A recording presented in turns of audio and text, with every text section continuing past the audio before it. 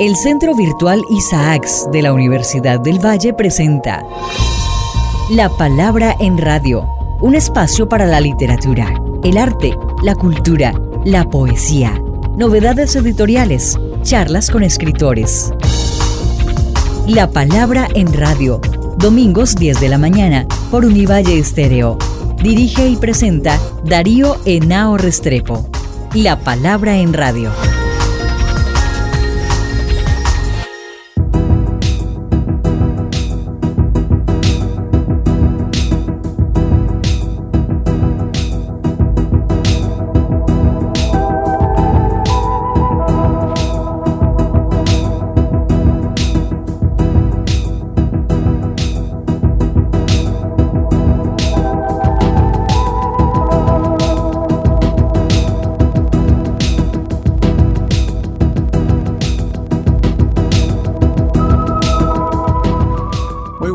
Amables oyentes de La Palabra en Radio, como todos los domingos estamos aquí para presentarles a ustedes entrevistas con invitados muy importantes que siempre vienen a nuestro programa. En esta oportunidad visita el doctorado en Historiografía y Literatura Colombiana de la Facultad de Humanidades a nuestra Escuela de Literatura el profesor Ángel Estebanes, el catedrático de la Universidad de Granada, dirige la Maestría Internacional en Literatura Hispanoamericana y bueno, es un investigador de nuestra literatura, tiene muchísimos libros, vamos a tratar de hablar de algunos de ellos, necesitamos mucho más tiempo, nos hemos conocido recientemente que estuve en Granada dando una conferencia allá y él ahora está en Colombia y está haciendo lo propio hoy aquí en nuestra universidad. De todas maneras, pues, profe, le agradecemos que esté aquí en Colombia, que haya venido a visitarnos y empezar por que nos cuentes en qué consiste tu trabajo hoy al frente de esa maestría que diriges en la Universidad de Granada. Bueno, pues muchas gracias por esta invitación. Sí, la verdad es que esa maestría tiene ya unos años, empezó hace como 13 años. Los másteres no tienen tanto tiempo en España, los másteres son universitarios oficiales. Y esa lleva 13 años y en realidad lo que nosotros tratamos de hacer es dar un panorama general de lo que es la cultura, lo que son las humanidades, sobre todo, también ciencias sociales, en América Latina. Por tanto, estudiamos sobre todo literatura, pero también estudiamos la historia, estudiamos el arte, el cine, la música, la economía, el derecho, la filosofía, es decir, una serie de aspectos que entre todos nos dan una visión bastante general de lo que significa el mundo latinoamericano. ¿Sí? Y bueno, se trata de formar gente no solo en el aspecto teórico, es decir, que ellos puedan luego hacer una tesis doctoral después del máster sobre cualquiera de estos aspectos, sino también como gestores culturales. Tienen como dos opciones, la opción teórica y también la opción práctica, profesional, para trabajar en cualquier tipo de gestión cultural. Yo que estuve ahora y me contabas en Granada, me parece un privilegio desde el punto de vista del conocimiento, de los saberes en este campo, tener una maestría con estas características, porque tuve la oportunidad de hablar como con 40 estudiantes de distintos países de América Latina. O sea, había chilenos, había argentinos, colombianos, había gente de Nicaragua, había mexicanos, gente de muchas partes. Y la pregunta tiene que ver es cómo enriquece esto para los estudios, ¿no? Porque tienen la oportunidad de que interactúen. Claro. Miembros de distintas comunidades hispánicas. En eso el máster ha mejorado muchísimo, porque al principio había mucho más españoles, eran muy pocos los hispanoamericanos que venían. Ahora, como un 60 o casi 70% de estudiantes son de América Latina y son de varios países. ¿Cómo enriquece eso? Pues solo el hecho de que estén ahí enriquece muchísimo la maestría porque son distintas formas de ver los problemas y los temas. Y los profesores son españoles. También hay profesores invitados a seminarios o conferencias como cuando tú viniste, pero el hecho de que haya tantos alumnos de América Latina le da un complemento, una visión al máster muy internacional y muy, digamos, autóctona, muy propia, en la medida, aunque los estudiantes no son especialistas todos en literatura ni son todos especialistas en arte, sus opiniones son muy importantes para nosotros, los profesores de estas materias, porque nos hacen conectar muchísimo más con el mundo latinoamericano, el mundo real latinoamericano. Entonces nos fiamos mucho de sus opiniones y de todo lo que ellos pueden aportar también como estudiantes, pero como personas que son de América Latina y que tienen una manera de ver la literatura, una manera de ver la historia, una manera de ver la política. También tenemos asignaturas de política. Nos enriquece mucho a todos, a los demás estudiantes y a los profesores. Eso lo hemos notado. En los últimos 5 o 6 años el nivel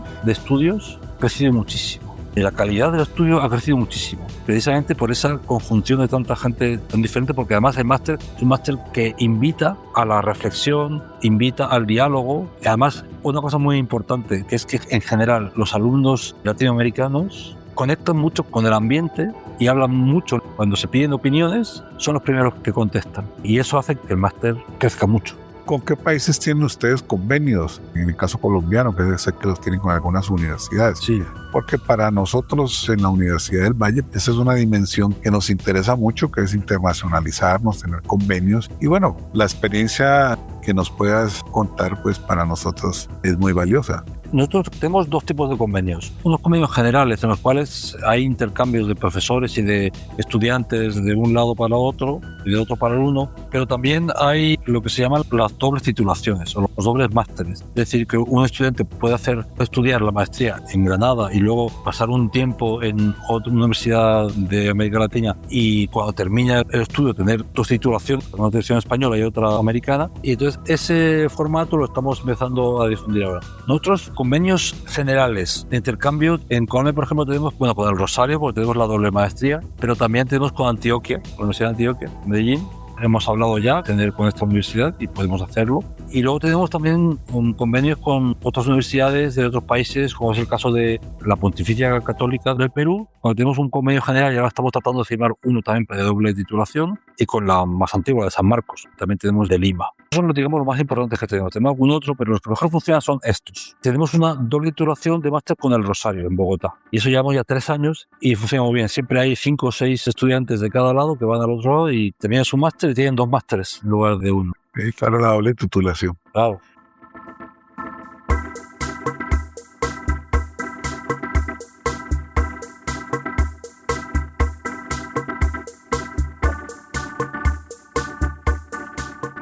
Bueno, y pasando más al tema específico de la investigación, he visto tu largo currículo de publicaciones producto de tu investigación y has estado muy atento a estudiar autores latinoamericanos. Para que nos cuentes cuáles han sido tus intereses alrededor de estos estudios. Al principio yo comencé estudiando literatura cubana, porque mi tesis fue sobre José Martí. Además, una tesis sobre la influencia de Becker en Martí. Por tanto, era una cosa muy transatlántica. Relaciones entre el mundo español y el mundo cubano en la época del romanticismo, final del romanticismo y el modernismo. Pero a partir de ahí empecé a trabajar otras cosas. He trabajado mucho en la literatura cubana del siglo XX, la poesía, por ejemplo, y algo también de narrativa. Últimamente, por ejemplo, escribí un libro sobre Leonardo Padura, con el que tenía muchísima relación personal, haber coincidido con él en muchos sitios y haber dado conferencias, incluso presentaciones con él. Aquí también ha venido y hemos tenido una buena relación. Eso, sí, porque además es un hombre muy asequible, muy sencillo. Muy sencillo. Sí, y da gusto hablar con él, charlar de cualquier cosa. Y además es un hombre con una claridad mental tremenda que explica muy bien los temas que trata y los explica también pedagógicamente, es muy didáctico. Es muy agradable trabajar con él en ese sentido.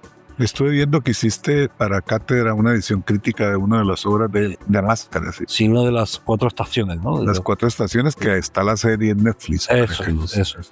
Oyentes que estén interesados en ver algo de Padura basado en su literatura, está la serie en Netflix. Es muy interesante esa serie. Si no la han visto, yo recomiendo que la vean, porque respeta bastante el guión. De hecho, él colaboró haciendo el guión de la serie y entonces respeta bastante todo el argumento, la trama de la novela, pero además es que los actores son muy buenos. El Jorge Perú Gorría es maravilloso. Es una maravilla.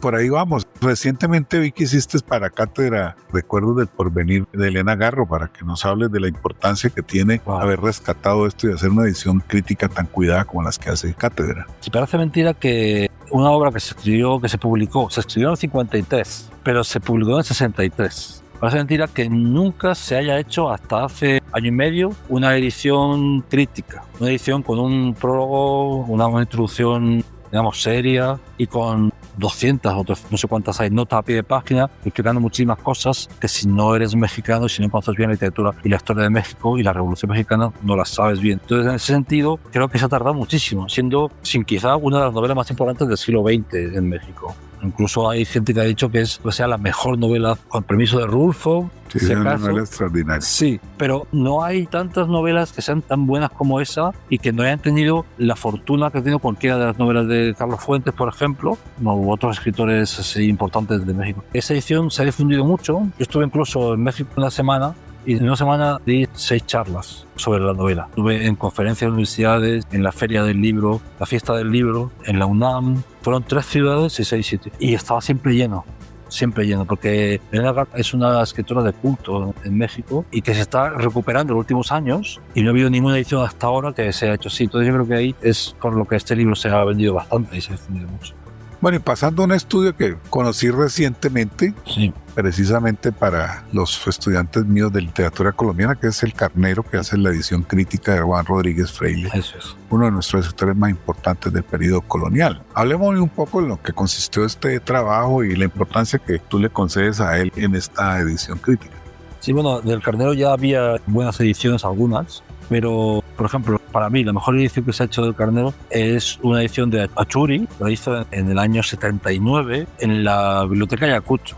Esos libros están agotadísimos. Y ya no se consigue. No se pueden conseguir, solo en algunas librerías de viejo, por supuesto una biblioteca que lo tenga, que lo puedas utilizar, pero claro, eso no se puede conseguir. Entonces una edición como esta es importante porque eso se puede conseguir. Incluso ahora hay una edición que está en internet de hace pocos años, se puede consultar, pero el prólogo es muy corto y las notas a pie de página pues son muy pocas, son las que ya puso en hace 100 años en una de sus ediciones. Entonces esta edición tiene eso, que trata primero, estudia los manuscritos, por lo menos los 7 manuscritos más importantes, conocidos. Después, las ediciones, hace un repaso por todas las ediciones. No todas, pero casi todas, ¿no? Desde la primera, del siglo XIX. Hubo 3 ediciones y del siglo XX ha habido importantes como 10 o 12. Hace un repaso por todas las ediciones diciendo cuáles son las características de cada edición y después he tratado los problemas más importantes que tiene, es decir, el género literario, también cuestiones de género, entendido como la relación entre hombre y mujer, es decir, todos estos problemas que aparecen ahí, ¿no?, en la novela. También una posible relación como antecedente del realismo mágico, del real maravilloso, como Carpentier decía que el real maravilloso no se lo han inventado los escritores del siglo XX, que eso ya estaba en las crónicas de India. Y de una de las crónicas de las que citaba era precisamente esta. Ha sido como los problemas más importantes de la novela, cuando puestos ya, pues ya al descubierto y con mucha bibliografía. No, excelente trabajo. A nosotros nos ha sido muy útil para los estudiantes de literatura colombiana, sobre todo ahora que estamos en un plan muy ambicioso, que es hacer una historia crítica de la literatura colombiana. De manera que todos estos estudios aportan, porque ya hay pues trabajos especializados al respecto. Y has trabajado también a García Márquez. Viniste a Colombia para hablar de los nombres, crónica de una muerte anunciada. Contémosles a nuestros oyentes, así básicamente, ¿qué es lo que tú te propusiste con este trabajo tan interesante alrededor de los nombres en la novela? Cuando leí la novela, ya lo había leído muchas veces y la he explicado en clase y la hemos comentado en clase. Hace ya años empecé a pensar, bueno, García Márquez coloca a su familia, es decir, a su hermana la monja, a Margot, a su hermano Jaime, aparecen todos en la novela, su madre, y aparecen nombrados realmente, es decir, aparecen sus nombres. Y él también como escritor. Y él también, claro. Se mete, sí. Claro. Entonces me di cuenta de que los nombres de su familia, que son personajes secundarios de la novela, aparecen con el nombre y apellidos reales. Y sin embargo, los nombres de los protagonistas aparecen citados de otra forma. No son los nombres reales. Y yo pensé al principio que se debía a que la madre de García Márquez le había pedido, como era muy amiga de la madre, entre comillas, Santiago Nazar, le había pedido que por favor que no publicase nada hasta que muriera ella, la madre de Santiago Nazar, y que no diera demasiados datos, que era un tema muy doloroso, ¿no?, lo que había ocurrido, y entonces no querían que se heredara de esa forma, y claro, creo que era un escritor muy conocido, y cualquier cosa que él escribiera se iba a conocer. Entonces yo pensé que había escondido los nombres por eso, pero luego me di cuenta de que no. Bueno, a lo mejor también lo hice por eso, pero sobre todo me di cuenta de que los nombres de los protagonistas tienen un alcance simbólico muy importante, muy importante. Santiago Nazar, Cristo Bedoya, Ángela Vicario, Pura Vicario, Poncio Vicario, los hermanos Vicario, Pedro y Pablo Vicario, todo eso tiene una simbología. Una simbología que tiene que ver con algo bíblico, ¿no? Un tema bíblico, sobre todo temas cristológicos, es decir, Santiago es el apóstol Santiago, pero también tiene algo de Cristo, y Cristóbal Bedoya es Cristo. Claro, el Cristo que es Santiago, a la vez son como dos aspectos cristológicos diferentes, el de Cristo Bedoya y de Santiago, pero están ahí, ¿eh? Y luego los vicarios, pues también, los vicarios tienen una simbología muy interesante porque, sobre todo los hermanos, que son los que tienen que realizar el acto, ¿no?, de matar. Entonces son los vicarios, es decir, como igual que el Papa es el vicario de Cristo en la tierra, pues Pedro y Pablo son los vicarios, porque Pedro fue el primer Papa y Pablo fue el apóstol de los gentiles, que son los dos grandes apóstoles, digamos, del momento en que Cristo ha muerto, ha resucitado y se ha ido. Ellos son como los dos que llevan como la batuta en la difusión de la Iglesia en nombre de Cristo, y ellos tienen que hacer en nombre de lo que se conocía como lo que tenía que significa la recuperación del honor, tienen que hacer el trabajo que no quieren hacer, pero que son los elegidos para hacerlo y tienen que hacerlo. Y son Pedro y Pablo. Y también, además, cada uno de los nombres está muy bien puesto, porque Pedro tiene unas características que se parecen a las del Pedro, primer papa, y el Pablo tiene unas características que son parecidas a las de Pablo, el apóstol de los gentiles. Muy interesante. Y luego, claro, son los vicarios. Vamos a tener oportunidad de escucharte en la conferencia que vas a pronunciar, pero me parece un abordaje que necesitamos. Obviamente, el tema de la simbología religiosa está en García Márquez, Encierros de Soledad, siempre. El libro que está detrás de la Biblia. Es la Biblia. Es la Biblia, claro. Indudablemente. Obviamente, la literatura clásica griega y cosas. Sí, también. Es muy compleja la intertextualidad, para llamarlo en términos de la crítica especializada, pero es así. Y en todos sus libros, García Márquez le presta mucha atención a eso. El amor de otros demonios está lleno de esa serie de simbologías. No se la puede pues leer ingenuamente. Era una cosa muy trabajada.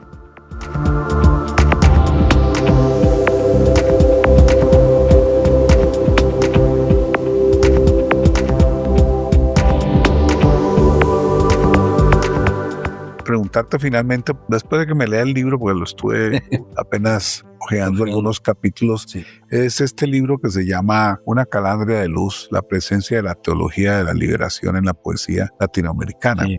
Para nuestros oyentes se trata de un tema crucial, porque buena parte de los movimientos sociales y políticos, digamos, de rebeldía, de izquierda, después de la Revolución Cubana, pues muchos tuvieron que ver y estuvieron alimentados por la teología de la liberación. Tú lo que haces ahí es mostrar cómo eso está en la poesía, y hay unos grandes de la poesía como Ernesto Cardenal, como Cintio Vitier, bueno, y por ahí vamos, para que nos hables un poco del sentido general de este proyecto tan hermoso y tan bien publicado por Editorial Cátedra, que es este libro dedicado a la poesía en la teología de la liberación. Sí, yo hacía ya mucho tiempo que quería escribir sobre eso, porque hace más de 20 años, puede ser 30. Un día me di cuenta de que César Vallejo tenía... A mí me sonaba mucho la teología de la liberación. Pero, claro, César Vallejo murió 30 años antes de que naciera la teología de la liberación. Es muy anterior al Concilio Vaticano II y muy anterior a Gustavo Gutiérrez y a los teólogos de la liberación, a la reunión de Medellín del 68, de los obispos del CELAM, que es donde empezó todo, con Gustavo Gutiérrez. Pero yo me di cuenta que había una similitud tremenda en la poesía de Vallejo con el espíritu, con cierta cosa del espíritu. Y ahí empecé a investigar hasta que me di cuenta de una cosa que descubrí mucho tiempo más tarde, es que Gustavo Gutiérrez había leído desde su adolescencia a Vallejo, y cuando él estaba pensando en ser sacerdote, a un Vallejo que a veces reniega de la religión, que le dice a Dios que no es capaz de ser Dios porque nunca ha sido hombre, y que si hubiera sido hombre se daría cuenta de lo que significa ser hombre y ser Dios también. Le dice muchas cosas. Entonces me di cuenta cómo Gustavo Gutiérrez interpretaba a Vallejo y dije, pues ahí está. A partir de ahí empecé a trabajar el tema. Claro, lo de Cardenal era muy obvio porque es el gran poeta de la teología de liberación, pero luego empecé a conocer a otra gente que me llevó. El más importante de todos fue Cintio Vitier, el poeta cubano, del que yo fui muy amigo. Conocí cuando yo estaba todavía haciendo la tesis doctoral en un congreso, fui a La Habana, lo conocí allí, y él, claro, como yo estaba haciendo una tesis sobre Bécquer en Martí, pues él enseguida se interesó mucho porque era especialista en Martí, pero a la vez era un gran enamorado de la literatura de Bécquer, igual que Fines García Maruzzu. Bueno, entonces con ellos yo tuve una gran amistad. Y un día me dijo Cintio Vitier, me dice, ¿sabes que yo fui muy amigo de Gustavo Gutiérrez? No sé qué venía la conversación. Entonces ya ahí puse la antena. Empezó a contar cómo él empezó a valorar la teología de la liberación desde su catolicismo tradicional, una vez que llegó la revolución. Entonces todo esto me llevó como una especie de camino a seguir ahí hasta que descubrí un montón de poetas. Y pensé, claro, es un tema que si yo lo hubiera publicado en los años 90, pues estaría mucho más cerca de lo que era la teología de la liberación, que es hasta el final del siglo, digamos que tuvo mucho rendimiento, no solo, digamos así, literario, sino social y político. Se podría pensar que estamos en el año 26 y que este tema no interesa, pero eso no es así. Eso interesa muchísimo y mucha gente interesada en ese tema. Sí, aquí hay cosas que apenas he leído un par de capítulos, pero la relación, por ejemplo, de Gutiérrez con Vallejo que ha señalado, eso es. La amistad de Gutiérrez nada menos que don José María Arguedas. Claro. Todo muy estudiado por nosotros. Yo personalmente he sido un gran lector. Esa otra, es un descubrimiento. Extraordinario. Tardío, pero... Bueno, y ya el legado de Pedro Pablo Cuadra, que me parece... Sí, pero Pedro Cuadra Sí. Bueno, y lo de Pedro Casaldáliga y Rubén Alves es una cosa que me parece excelente, y una serie de poetas que vas mencionando que creo que hacen de este libro pues una buena oportunidad de pensar seriamente este fenómeno, sobre todo en su relación con la poesía. Y por supuesto Cardenal, que sí lo hemos leído todos, hemos estado pendientes de su obra desde antes del triunfo de la Revolución nicaragüense, de manera que estos son trabajos pues que vamos a leerlo y a estudiarlo para que sigamos conversando aquí en La Palabra en Radio. Y agradecerte mucho por estar aquí con nosotros, Ángel. No sé si quieres hacer el comentario final para cerrar. Bueno, simplemente dar las gracias por esta invitación. Yo me siento muy bien aquí. Yo me acuerdo que ya cuando estuve en Medellín lo vi de manera clara, aquí también lo he visto por la universidad, que ahí en algunos de los murales o en algunos de los lugares donde hay palabras escritas, se habla de Camilo Torres. Camilo Torres, que fue precursor que ya estaba en los inicios de la teología, sí, claro. Ahora, años 65. Aquí hay un grupo de curas que se van a llamar el movimiento Golconda. Eso es. Y ahí, precisamente en el 65, cuando estaba estaba en la zona de Antioquia. Ernesto Cardenal, justo antes estaba en el seminario, todavía se había ordenado. Sí. Y entonces él dice que en el seminario todos estaban pendientes de lo que hacía Camilo Torres, pero que el seminario no les dejaba hablar de él porque era como el cura maldito, ¿no? Sí, claro. Incluso dice que cuando algunas de las cosas que él decía y cómo iba evolucionando todo su espíritu revolucionario, ellos estaban muy atentos a todo eso y muy contentos, pero que no querían hablarlo entre ellos, ni siquiera, ni con los profesores o los sacerdotes que les enseñaban, pues porque podían expulsarlos del seminario, ¿no? Y entonces que se lo guardaba mucho, pero ya Cardenal tenía esa idea de que por ahí van los tiros, ¿no? Sí, el compromiso Eso es. De los sacerdotes con los pobres, con los necesitados, lo que lleva pues a Camilo a esa decisión tan terrible que fue de dar el paso a la lucha armada cuando era una figura pública que estaba arrastrando un proceso, digamos, político muy interesante. Claro. Pero tendremos oportunidad de hablar de todo esto aquí en una próxima oportunidad con el profesor Ángel Esteban de la Universidad de Granada. Les agradezco mucho a nuestros oyentes.